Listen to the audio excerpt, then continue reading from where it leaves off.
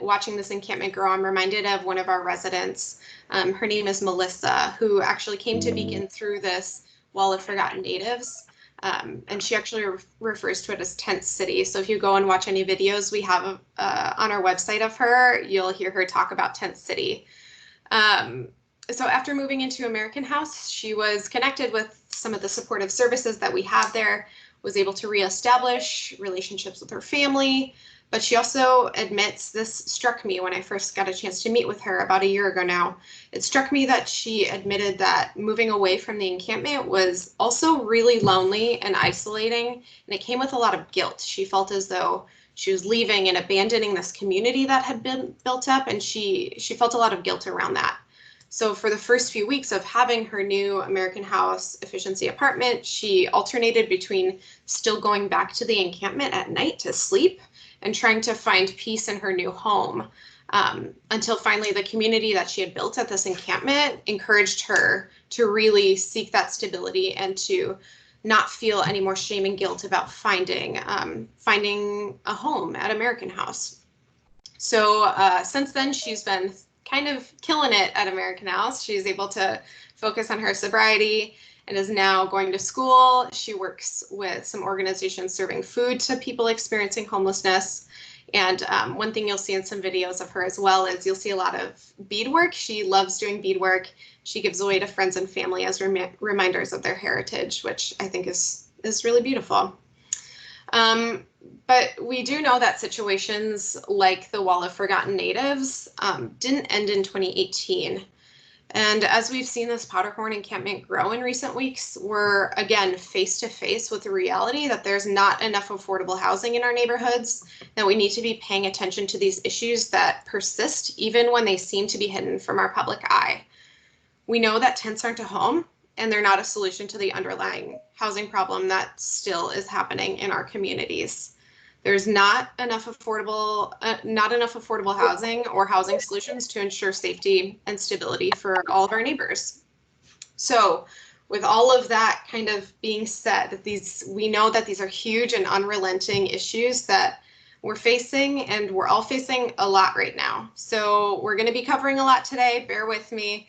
And again, I urge you to really use the chat function. We'll have a few minutes for a Q&A at the end. So as you type your questions in, I'll be able to pull them for that Q&A section at the end of the hour. So please utilize that.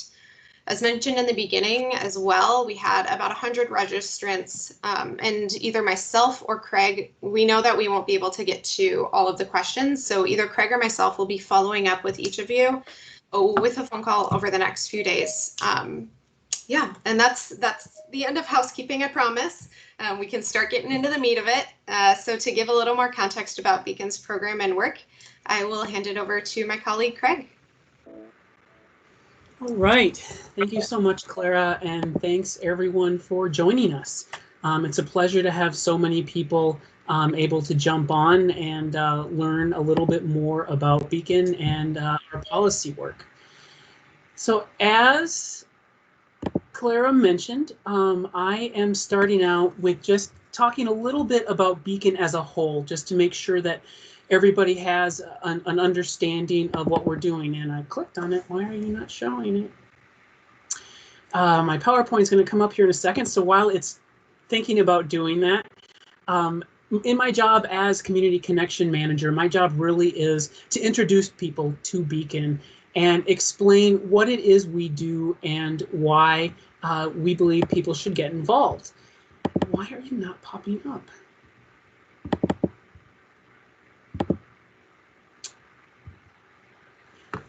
Ordinarily, when I do this, I'm speaking with folks actually in our buildings. I'm taking people on tours, showing them the work up close. But obviously, in this particular situation, that isn't doable. While COVID is going on, we are doing everything we can to stay out of our buildings, and we have moved to this virtual world.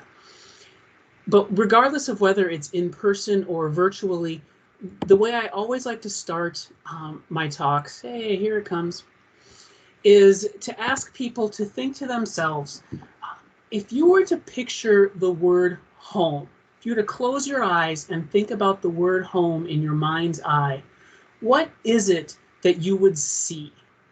Feel free to drop something in the chat if there's something that that comes immediately to mind to you. But generally, the types of things I hear is I'll hear somebody say something like memories.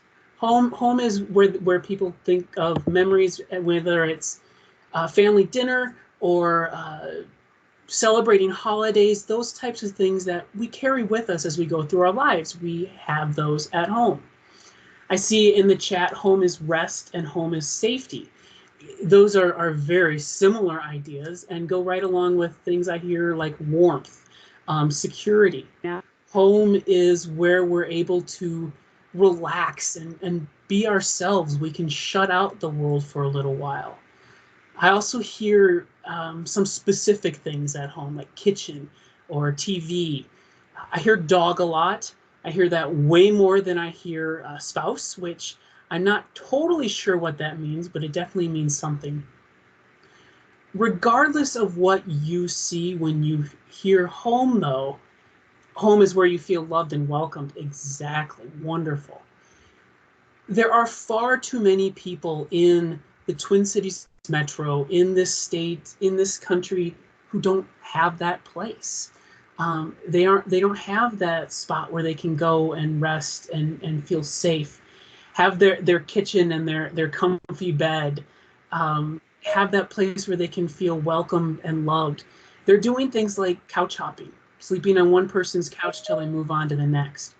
They're sleeping in cars. They're riding the bus or the train all night. As Clara mentioned, right now in Powderhorn Park, there are hundreds of people trying to camp. At Beacon, we believe that all people should have a home. That is our vision, and that is what we are working towards. We believe that couches should just be a place where you can watch a movie. Cars, buses, trains, that's just transportation. Tents are only a place where you can go make yourself a s'more and have a night out when you want to get away from it all. Today, we are now 100 congregations united in that vision that all people have a home. But what exactly does that mean? Where have we been working on that? Well, we were founded in 1999. As I said, we're 100 congregations now, but we came from one. Plymouth Congregational Church, right outside downtown Minneapolis on LaSalle and Nicollet, or LaSalle and Franklin, sorry, just a couple blocks up from Nicollet. They looked around their neighborhood and they saw a lot of folks who were experiencing homelessness. People like a man named Peter. Peter had lived in the neighborhood for a number of years, but had lost his home and now was living on the street. And during the day, he was going about his life, doing the things he needed to do, still staying in his neighborhood. But when night came, he had to leave. He had to go someplace else to find a safe place he could be. The congregation talked to themselves and thought, this isn't right. Folks like Peter should have a home right here in their neighborhood. And they looked across the street and they saw this building that you see on the screen was an unused nursing home. And they thought, can we turn this building into homes for people like Peter? They chatted about it and decided not only can we do that, but our faith calls us to do that. We need to do that. So they went to the neighborhood and they said, here is our plan. We're going to turn this into homes for people. Isn't it a great plan? And the neighborhood said, nope, we don't want that. We don't want those people here. We don't want the crime they're going to bring. There's enough affordable housing here. Somebody else needs to step up. But the congregation knew they were on the right track, and so they pushed forward. Over the next year, their Sunday morning services were picketed. When the city granted the zoning and land use changes needed on the property, the neighborhood sued. They took it all the way up to the Court of Appeals. But the congregation stood strong, and in 2003, Lydia Apartments, our very first building, opened. 40 homes for single adults who've experienced homelessness and are dealing with a persistent physical or mental health issue. Now, to flash forward just a little bit about how ideas around affordable housing can change over time. A couple years ago, we went back to the neighborhood because we decided we want to expand Lydia. We want to take it from 40 homes to 80. And we said to the neighborhood, here's the plan, isn't it great? And the neighborhood's response was, actually, can you add more? Because they'd seen over at that point, about 15 years that Lydia had been open, that not only was having those homes in their neighborhood not a detriment, but it was a benefit. It was a good thing that everyone in the neighborhood had a safe place to live. We've been able to branch out from Lydia, though. As you see, we now have 18 quality apartment buildings, about 650 homes across those 18 buildings, and we have 5 more buildings in development.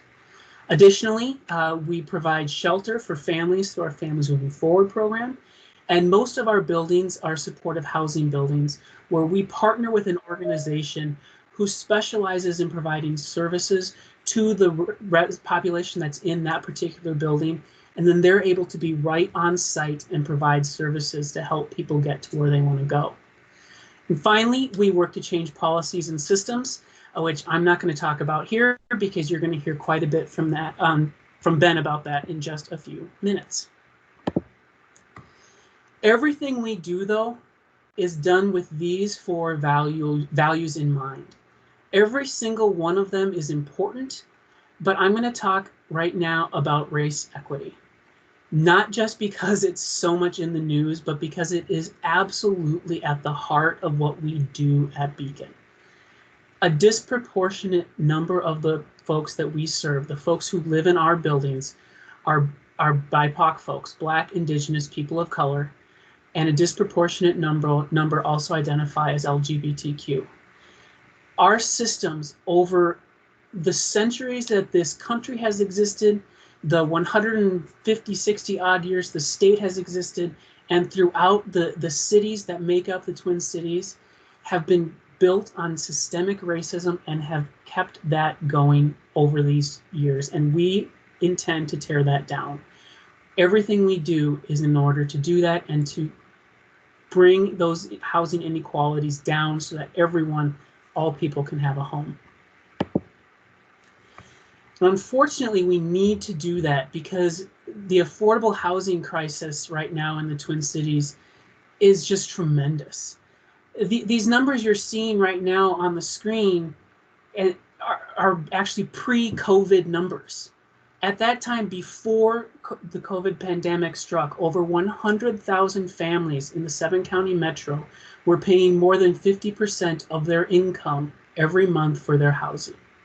When that happens, if your car breaks down, if you have an unexpected medical bill, if you lose your job because the economy has shut down due to a pandemic, that's when homelessness happens, because you can now no longer afford to pay your rent, pay your mortgage, and you end up on the street. We need so much more affordable housing in the Twin Cities and in this entire state. Ben will talk more about that, however. Where we have these difficult issues, though, we're fortunate that we can afford to have hope. One of our leaders likes to say, why are people homeless? Because we allow it. We as a state have the resources that we need in order to make sure right now that all people have a home.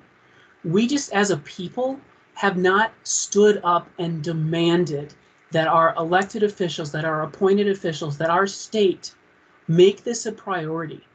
We must insist, and that is what we are doing at Beacon. In order to make that a reality, though, it takes a lot. This is not a fundraising talk. We're not going to ask you for any money, but we have to talk about the fact that it costs a lot of money to do this work. Every year, Beacon right now has to raise $3.9 million in order to do all this work, from the building the homes, the providing the supportive services in the shelter, and to doing the policy work. Now, our fiscal year just restarted on July 1st. So 7 days ago, which is why we so far have raised $0. That's actually probably not accurate. The numbers just haven't trickled up to me from what has come in this week. But for the next 358 days, we're going to be raising $3.9 million to do that. and we will get that done so that we can continue to create more homes and do more work. Now, I just want to put a real quick plug in. If you want to learn more about the specific work we do, I love to give these virtual tours going more in depth on things to groups. And additionally, just started about 2.5 hours ago, every Wednesday at 2 o'clock, I'm doing a Beacon Now presentation on one aspect of our work. And throughout the rest of July, that will be focusing on the work that we are doing in St. Paul. So if you're interested in that, you can register for that. Otherwise, at this point, I will turn things back over to Clara to introduce Ben. Thank you, Craig. Next, you will hear from Ben Helvig Anderson, our policy director, to talk a little bit more about the context in which we're operating right now. So Ben, I'll hand it over to you. Great. Well, welcome everyone, and it's good to be with all of you. My name is Ben Helvig Anderson. I'm the Director of Public Policy at Beacon, and I know some of you I've worked with who have been involved in some of our policy and advocacy this year, so great to be with you again. And for those who are new, excited for you to be here and to learn a little bit about what we do. So I'm going to talk about kind of two big pieces here. The first one I'm going to talk about is kind of what has happened this year in the Minnesota legislature, specifically around housing policy and kind of how has that played out and why. And secondly, I'm going to talk about Bring It Home Minnesota, which is Beacon's big policy push for a state rent subsidy program. So the first piece I'm going to kind of narrate to you all a bit. And I know many of you probably have tracked the legislative sessions that have happened over the last few months or been a part of our advocacy work. So if you've at least been following kind of Minnesota state politics, housing, or been a part of our advocacy efforts, could you hit that little hand raise button? There's a little hand raise button on your bar. If you just hit that to show me, because I know that a lot of you have been. Great. All right, so some of this, and if you haven't, that's all right. And you can hit it again to lower your hand, but you can keep raising them too. So lots of folks have been engaged, which is awesome. So thank you for that, and thanks for tracking and following these important issues. So some of this may be old news to some of you then, but I'm going to attempt to summarize it all and try to pull out kind of what's happened. So Beacon entered this legislative session with kind of, I think, two main priorities. The first was to unite with housing advocates across the state to pass a substantial amount of dollars. We were talking about $500 million for housing bonds. And we also wanted to introduce to people our big campaign idea, Bring It Home Minnesota. Our goal was never to pass that, but to simply start to talk to people about the need for a state rent subsidy program. So that goal kind of shifted as COVID hit. But we were talking about bonding because this legislative session, way back in February, if folks can remember that far back, was known as a bonding year. So the state legislative body works in kind of 2-year cycles. So the first year they pass a budget for that spends the state's money for those 2 years, and the second year they're supposed to come back and pass a bonding bill.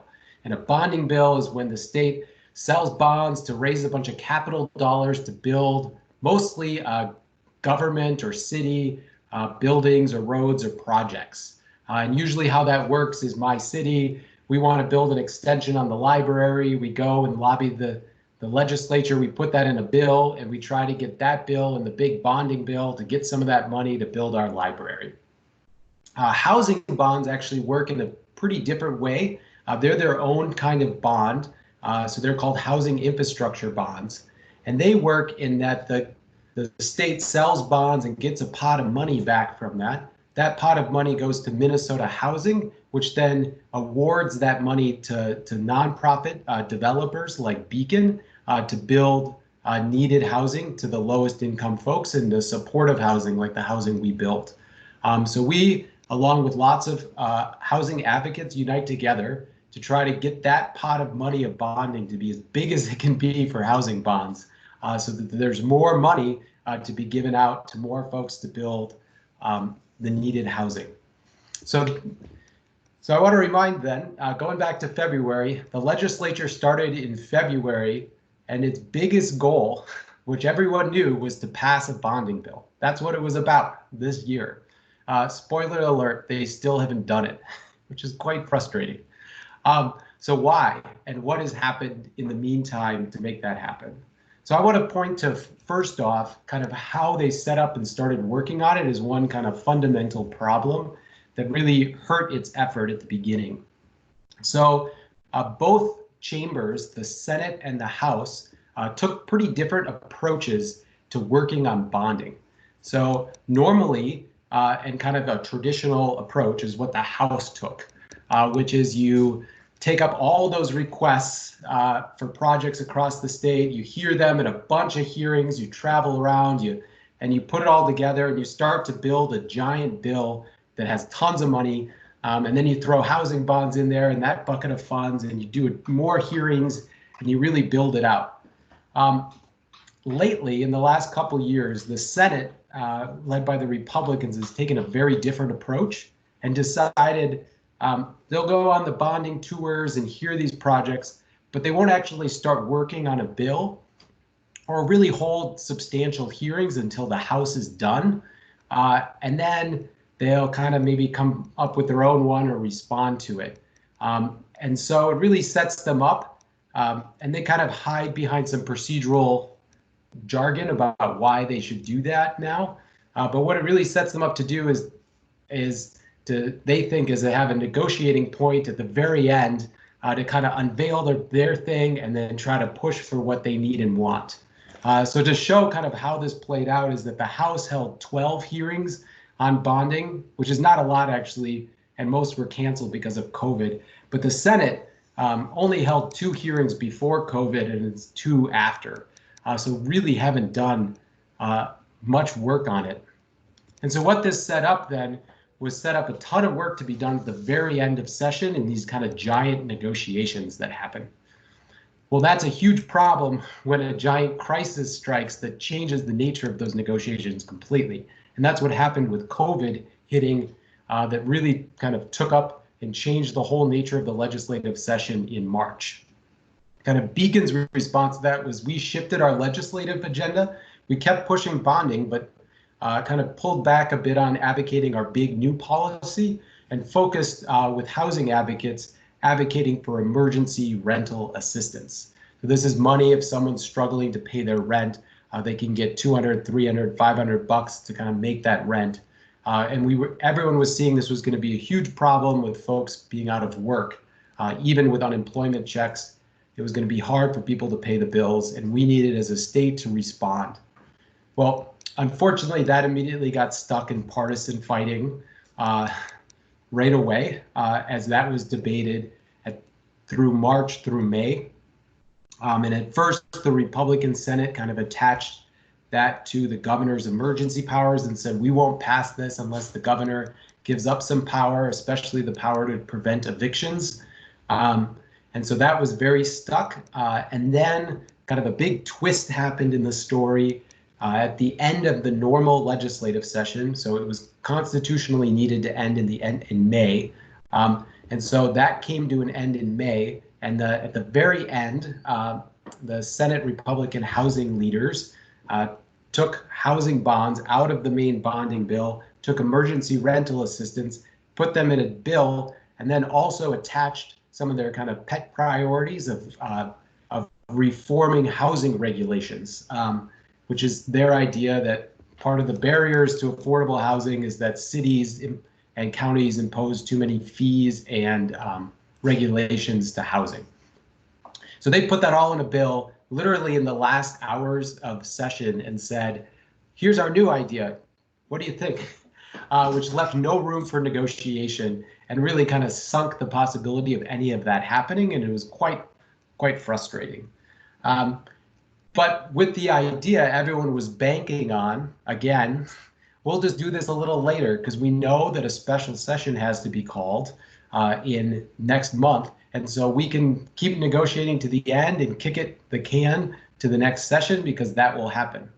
Well, again, like procrastinating always does, leaves no room for error or crisis to arise, right? which we all know when we procrastinate on things. So, and that is exactly what happened again. So a tragic murder of George Floyd changed again the whole dynamic in the state, which happened between the end of the normal legislative session and the beginning of the first special session. And just to name, special session was called, and it has to happen. So normally the governor can call a special session at any time when things need to happen, but it's pretty rare. The governor needs to call one here because every time he extends his emergency powers and says, I'm going to keep a state of emergency going, the legislature needs to be in session so that they could have the potential of checking that power or voting that away. So that is why every month, every 30 days, there's this special session. So the special session gets called in June because of the huge differences in the two parties between what they want to do around racial and criminal justice in response to George Floyd's murder. Really nothing is able to get done, and all of that contention spills out over into a lot of different issues. And honestly, as a housing advocate, we didn't even quite understand where our issues were falling or lying, and that like that ending compromise of taking housing bonds out and trading them for housing regulation policy, was that even still a thing, or who knows? And it all kind of was a continuing mystery. And then how a special session works is that the governor calls them into session, but either legislative body can adjourn at any time they want.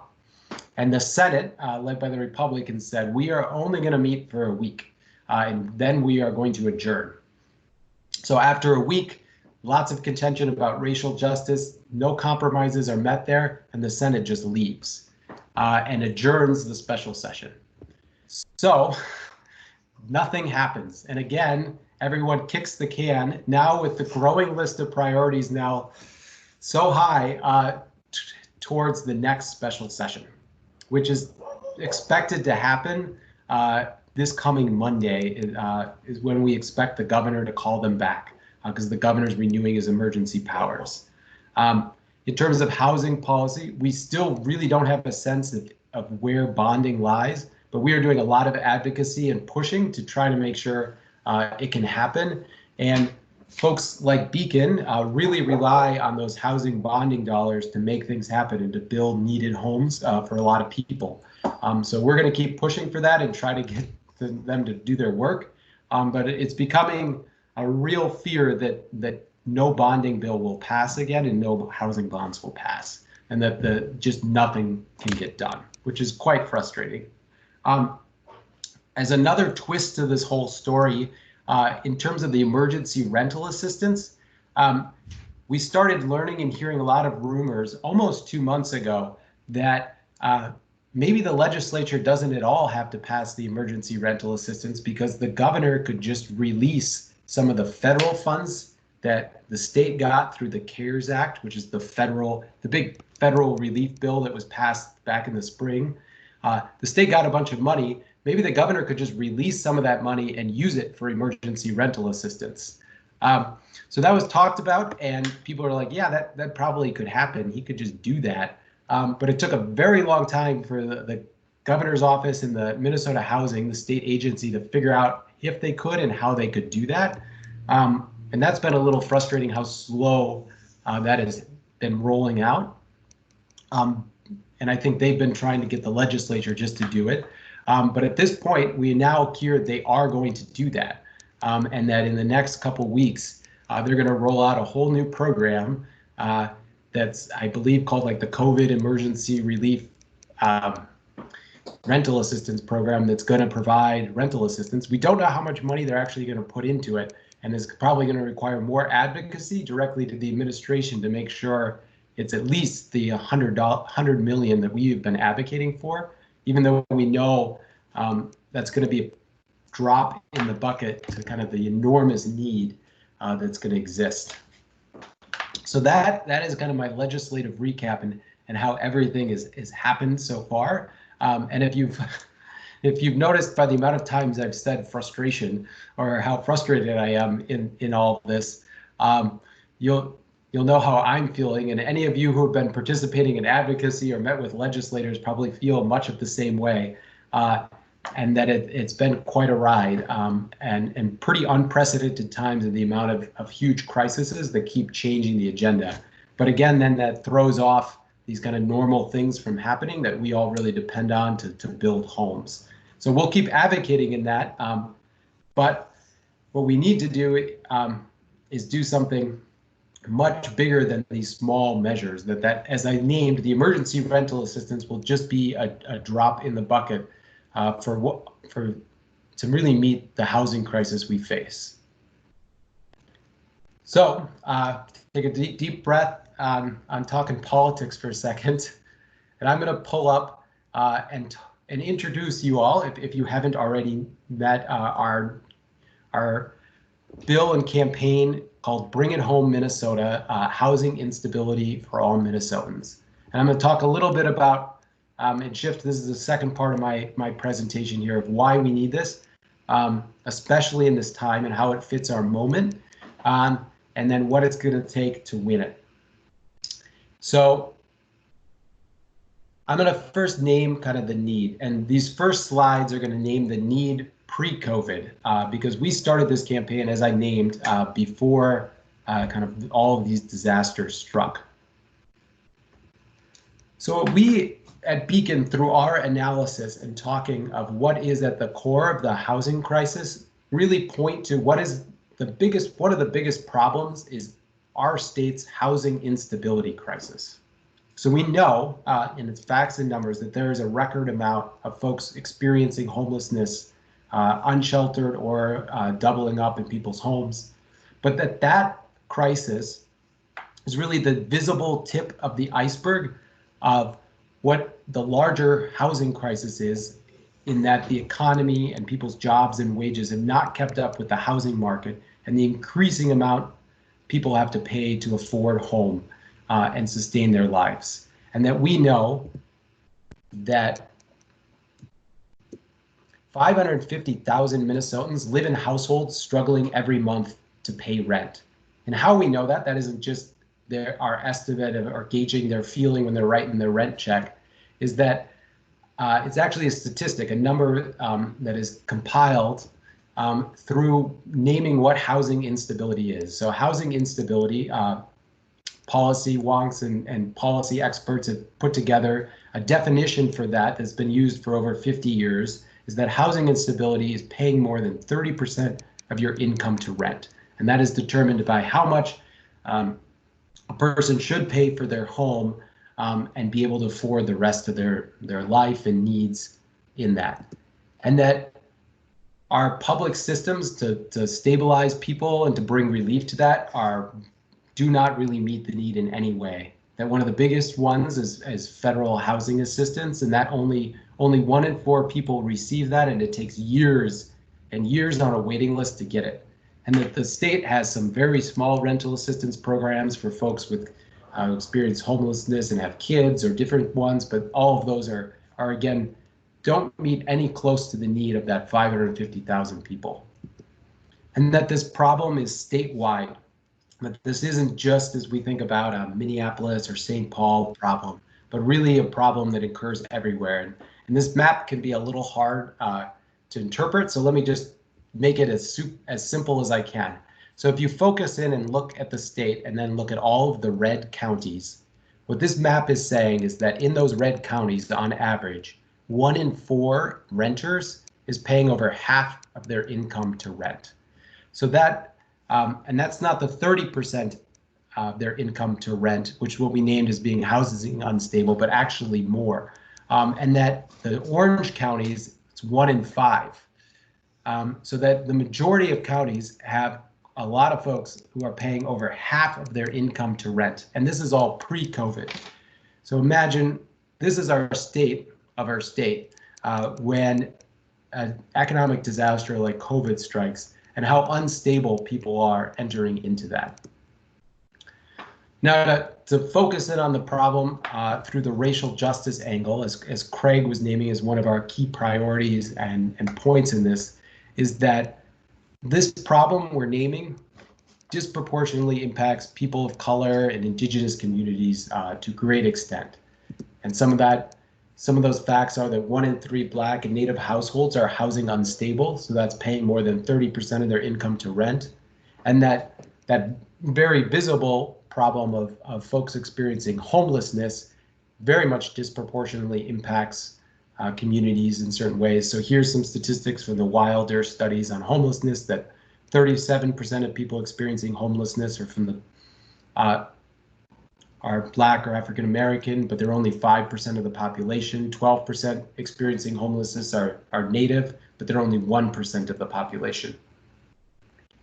And we know, as Craig mentioned at the beginning, that all of this is because of historic racism, discrimination, and systemic problems and things that have been caused through housing covenants or redlining that have really challenged and forced communities, have made them unable to build wealth or live in the communities they've wanted to live or buy the homes they've wanted to buy, and really hurt and set back people. And that any move to really take up and try to solve some of the huge racial disparities in the state, solving our housing crisis would move us a long ways. And that we know these stats that I'm naming about kind of racial disparity in housing have only gotten much worse during COVID. And to shift to that, looking at the housing crisis and the economic downturn we face right now, that we have not seen the full extent of what COVID and the economic downturn is doing to our communities, and that we are about to face a much more brutal reality than we have before in terms of economics. And that is because there's been small pieces of stability, including there's been eviction moratoriums that have been in place. So there's been a federal eviction moratorium that applies to anyone getting federal assistance is fit under that, but that ends July 25th at the end of this month. The state, just to name, the state also has an eviction moratorium that the governor has. That ends whenever the governor says it ends, or he gives up his emergency powers and we're no longer in a state of emergency. So that may be this next month or the month after. Also, the unemployment benefit of folks getting $600 a month extra for unemployment ends July 31st. And this has really been the bridge that has helped a lot of folks make it to be able to pay their rent if they can't already. And then we know Minnesota has now a historic unemployment rate of 9.9%. And that folks are predicting who do food assistance and food shelters that we are going to peak in the need of food assistance in September, and that 13% of the state will be food insecure, so not able to put food on their table at all times. And we don't have stats, or we haven't made them yet, about housing instability, but this very much, I'm sure, will mirror. If you can't pay for food, you're probably not paying your rent as well, or struggling to do so. And that this is really demonstrating the growing problem that we are seeing in our state. And that, as Clara mentioned at the beginning, we're seeing very visible signs of this by the encampment growing in Powder Home Park, and really the inability to put together a clear solution to work on that. So I've just named a bunch of heavy stats and walked us through both a very frustrating political reality and then a pretty heavy state of where we're at in the housing crisis. So I just want to take a moment to acknowledge where we're at in all of that, and wondering if folks would be willing to type in the chat, if they could, answering this question: how do you feel hearing these statistics of the housing crisis in light of the political response we see from our elected leaders? So we're just going to take a moment of quiet to think about that, and then if you could type that in the chat, that'd be great.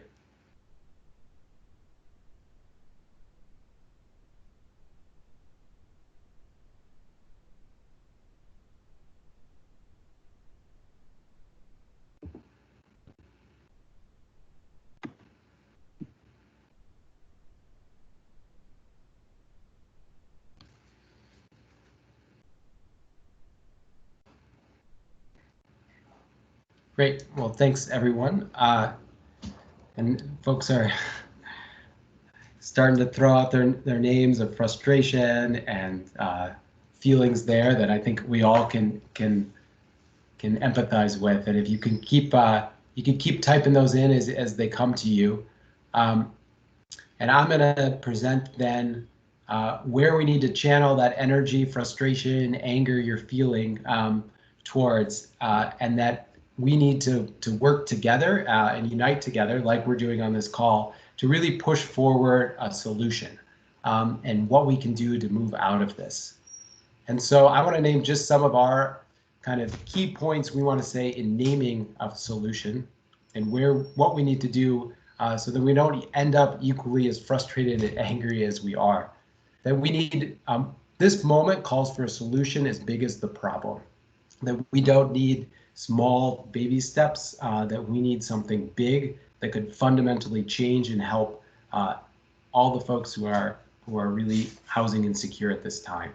And then it needs to be kind of New Deal style investment in the stability of our state as we enter into such a giant crisis and economic downturn. And then we need to land in a better place than we were before. Recalling that kind of multicolored map of Minnesota, that we need that to not show how many housing insecure folks there are, but really show how great Minnesota could be. So our solution and what we're talking about is rent subsidy. And just to quickly name what rent subsidy is. So rent subsidy is if you qualify, so that's if you pay more than 30% of your income to housing and are low income, you get a housing voucher. And that voucher can be used at your apartment or another, at a new apartment, the existing apartment, and that voucher enables you to only pay 30% of your income to rent and utilities, and the voucher pays the rest. So really, it works out that you're only paying 30% of your income, and your landlord and the local housing authorities sign up, and that all makes it work. And what it ends up doing is eliminating housing instability. And that this is a proven solution. So the federal program that does this has been around for many years, many decades, and there's been a lot of research done on what impact it has. And this is a research on the research, summarizing it all, naming that it reduces housing instability and homelessness. It's moved the most people out of poverty than any government program other than Social Security, improves outcome for children, healthcare costs, but the problem is that only 1 in 4 receive it. So what can our state do in that problem? We could bring it home, Minnesota, and create a state-run rent subsidy program that picks up the difference and really applies rent subsidy to everyone who does not receive the federal program, and then it could be run through all of the same mechanisms of the federal program, but could ensure that all people can live in a home they can afford. So that is our vision, and what we see as a policy solution as big as the problem that would ensure housing stability for all Minnesotans. So what Beacon is doing to try to bring that about is to organize to win. So we've been building a campaign. So we began advocating this year at the Capitol and introduced a bill. And there's us introducing it all. Our congressional leaders have been educating and organizing their congregations and starting to build a grassroots movement. And we've been talking with advocates and bringing along the statewide Homes for All coalition on this idea. But we know it will take a lot to achieve. That we need much more than a good idea, that lots of folks have great policies and ideas to make it happen, but what we need is the power and political will to make this happen. And that we know that the main opposition will be because of its cost. That if fully funded, this could cost over $1 billion a year to cover all of those 550,000 Minnesotans with rental assistance. But we also know that only 0.5% of the state budget right now goes to housing, into housing expenditures, and that with rent subsidy, it is still a small amount, and that it is within our society's resources to have happen. But that we need to organize a multi-year effort to really build the power and political will to invest in our communities and invest in housing instability. And that this may take a few years, but we need to demand it and make it happen. So I just want to name a couple quick opportunities then to get involved, because we are building this campaign out and we'll continue pushing to make this happen. Over the summer, the fall, and especially next spring, there'll be a new legislative session happening. So we're organizing through our congregations, which are happening virtually. You could participate in a rent is due day of action. So these are monthly virtual days of action where we come together in the morning for a small meeting, an update on the campaign, and then take an action together. And then you could also receive policy emails and action alerts to stay engaged and involved. So really urge folks to join us and really make this happen, because it'll take all of us and all of our effort and energy to really bring it home and make this a reality so that we can have housing instability for everyone. So thanks for listening. That was a lengthy, long presentation, but I'm going to hand it back to Clara to keep us moving and wrap up the meeting. Thanks, Ben, for all of that very good, very dense information, but it definitely provides more context as to why the work is important in this moment in particular. So talking about kind of the current issues, one question we got from Andy in the chat was that tent housing has expanded to many parks beyond just Powderhorn, including Kenwood. With evictions beginning in August, was Beacon's policy going forward with a large amount of upcoming evictions?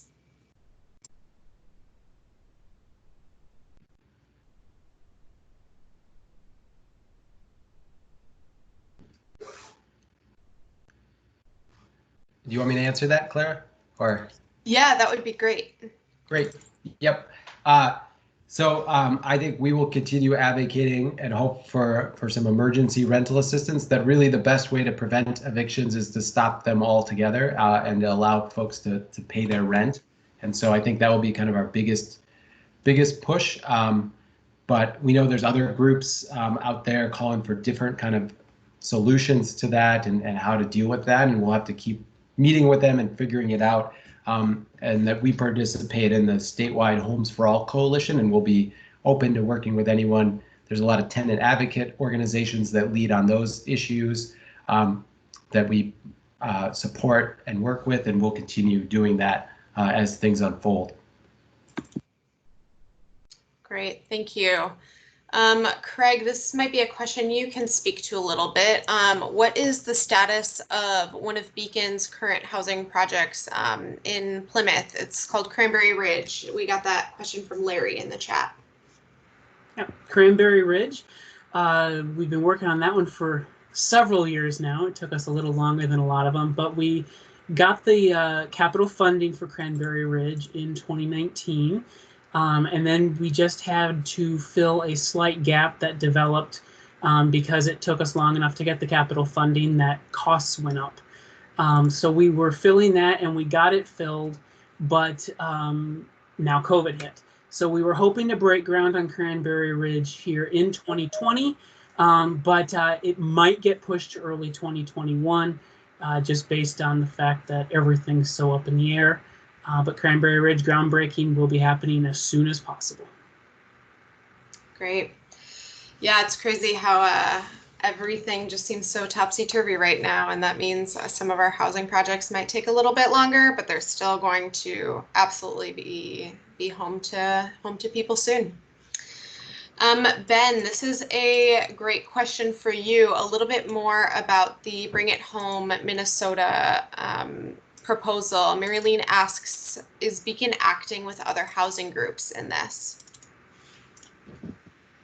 Yes is the answer. That the idea came from kind of lots of meetings of different housing organizations and determining what are the big solutions that would really move our state forward. And Beacon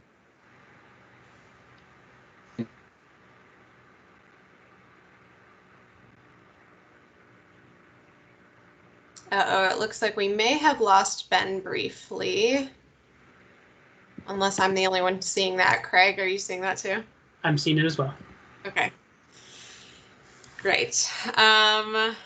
Okay, so we have quite a few questions on policy specifically. Although we do have a question from Mary. Craig, you might have a little bit more knowledge than I do about it.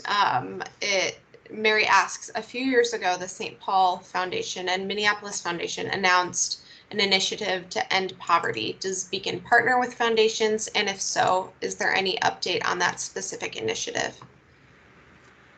Beacon absolutely partners with foundations. A great many of them give us grants and other funding, including, unless, correct me if I'm wrong, Claire, but I believe St. Paul Foundation is on that list.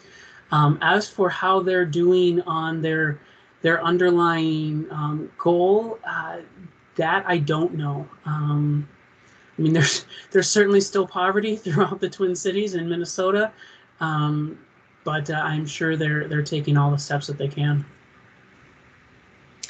Yep, and we have some great foundational relationships. And if, Mary, you have any specific questions on that, I'm happy to address those in a follow-up call too, or ask Lauren, our fantastic person on staff who manages all of those foundation relationships. I can go ahead and do my best to answer the policy questions until Ben gets back. Sure. Okay, so there's one question from Jennifer that asks, what prevents people from getting rent subsidy from the federal program? There, it's just a simple lack of money. There is only enough money within the program for 1 in 4 folks, which means we have instances like, oh gosh, it was going on almost a year ago now that the Met Council and the cities opened up the ability to apply to be on the wait list to receive that rental subsidy through Section 8. And there were 45,000 applications just to get on the wait list. There was only 7,500 spots on that wait list, so more than 35,000 applications didn't even get there. And those who did get waitlisted are still going to be waiting 4, 5, maybe even years before they actually get the subsidy. Great. There's one other question, Craig, that I think might, Ben, I see that you're back, but one other question from Craig, and then we'll do one final one from you as well. So Craig, we received a question from Julie in the chat that says it takes time to build new housing once money is allocated for it, as we very well know. So are there ideas for finding housing for people who are currently experiencing homelessness? As far as that goes, we generally rely on our partners for that type of thing. We've got our lane of building and developing these homes, especially the supportive service, while at the same time working to impact the policy that causes homelessness. And so we don't really have the bandwidth to go on that emergency aspect of things.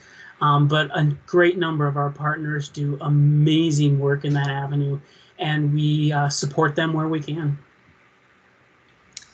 Yep, and it should be said that while Beacon has our supportive services buildings and other apartment buildings throughout the Twin Cities and elsewhere, we also do operate the shelter program, Families Moving Forward, so that families can stay together as a unit and all seek shelter together rather than, I know sometimes some of those temporary shelters end up breaking families up. So we do have that shelter both in Hennepin County and in the Southwest as well.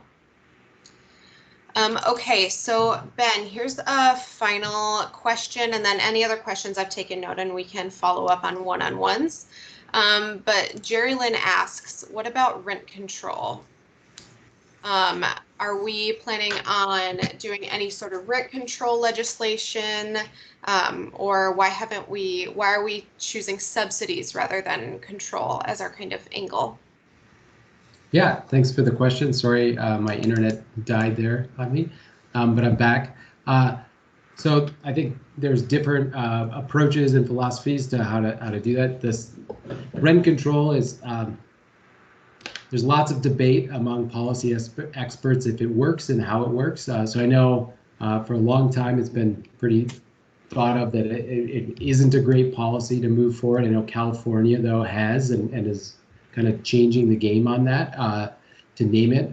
But we have not really seen that as probably the one that can build a lot of energy and support to really pass, and that it becomes a very divisive issue and pits a lot of people against one another, while we believe that the rent subsidy issue really brings a lot of folks together, that we've had a lot of housing advocacy groups really be excited by it, but also even groups that represent landlords are open to it. So our hope is that it could move forward more quickly and really provide the relief and change that we need.